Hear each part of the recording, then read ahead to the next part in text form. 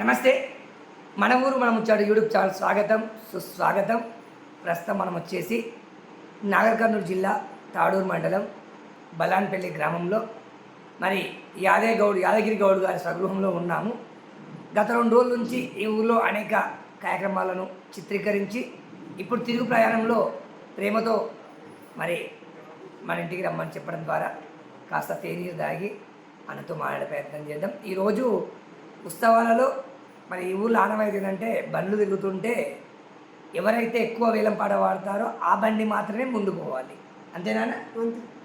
మరి అన్నాడు తెలిసి ప్రయత్నం చేద్దాం. జై శ్రీరామ్ అన్నగారు, బాగున్నారా?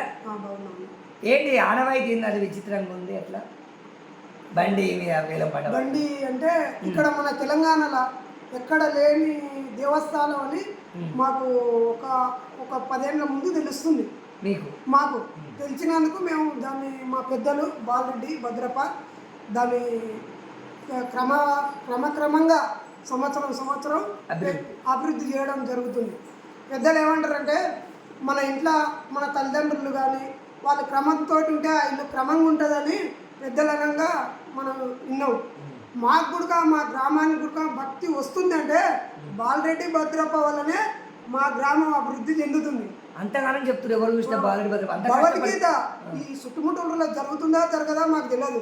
భగవద్గీత కంటిన్యూ మా ఊళ్ళో సాయంత్రం 8:30కు నరసింహ భగవద్గీత కంటిన్యూ. ఈ రోజు బంద్ లేకుండా భగవద్గీత నడుస్తుంది. ఆ శక్తితోటి అక్కడ గుడి నిర్వహణ జరగడం అవుతుంది. ఈ భగవద్గీత శక్తితోటి అక్కడ జరుగుతుంది.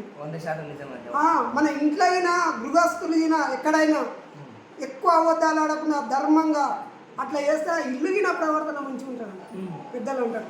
అందుకొరకు మా ఊళ్ళో ఆ పెద్దలు ఉంటారు కాబట్టి ఆ గుడి నిర్మాణం మంచిగా జరుగుతుంది. మాకు సంతోషం అనిపిస్తుంది. బాగుంది. ఓకే. ఏం చదువుకున్నావు యాదగిరి గారు? నేనేం పెద్దగా చదవలే, మామూలు అంటే 10 చదవలే.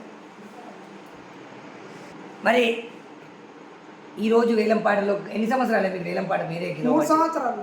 3 సంవత్సరాలు మీరే గెలుస్తున్నారా? ఫస్ట్ సంవత్సరం ఎంత వాడినావు? ఫస్ట్ సంవత్సరం 5,000 వాడినావు. హైయెస్ట్. రెండో సంవత్సరం 5,000. మూడో సంవత్సరం ఇవాళ 21, అది 12,000 ఉందా. 1,000 ఎక్కువ వాడి ఉంటే ఇంకెవరన్నా అయ్యో దేవుడు నీ వరకు ఆపేసిందా? ఆపేసింది. మనం పాడలేము. డబ్బులు లేని వాళ్ళు లేరని కాదు, ఉండరు. ఆ భగవంతుని ఆ సూర్య భగవంతు దయ మన మీద ఉందేమో ఉంచిండని నేను అదే నమ్మకం. నీ నమ్మకం? మన దాన్ని పైసలు ఉన్నాయని కావు, ఆ దేవుడు ఉంచిండని మనం ఆనందపడుతున్నాం. సరే, చివరిగా మరి ఒక పద్యం పాడతామని పాడండి. సేతులారంగ శివుని పూజింపడే నోరు నువ్వంగ హరికి తినుడువడేని దయయు సత్యంబులోనుగా దడుపడేని కలగనేటికి తల్లులా కడుపు చేడు.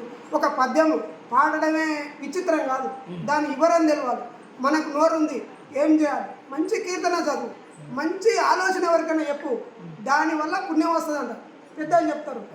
నోరుందని చెడు వాడినాకు నోరు పనిచేయదు.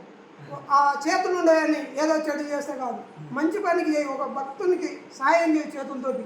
నువ్వెవరైనా బాగా రైతు తిప్పలు పడుతుంటే వాళ్ళకి సాయం చేయి, దేవుడు మనకు అనుగ్రహిస్తాడంట.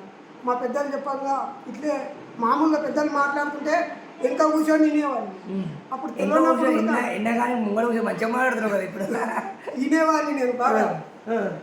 పెద్దలు బాగా నాకు చిన్న వయసులో కష్టాలు మామూలుగా ఎదుర్కొనే దానికి తట్టుకొని దేవుడు మనం ఇంకా కొన్ని ఉండే అని దేవుడు మనల్ని మంచిగానే ఉంచింది.